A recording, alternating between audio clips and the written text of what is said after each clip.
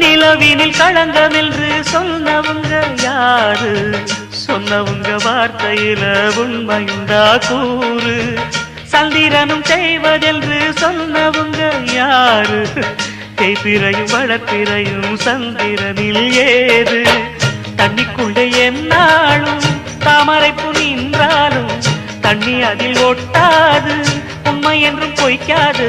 சீர்பழிகள் சொல்லவே ஆள் இருந்தா போதுமே, பட்டினியான போதிலும் பாவம் வந்து சேருமே.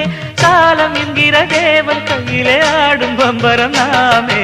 சாமிகளே சாமிகளே சொந்த கதை கேளுங்க, நீதிகளை நியாயங்களை கேட்டுட்டு சொல்லிடுங்க.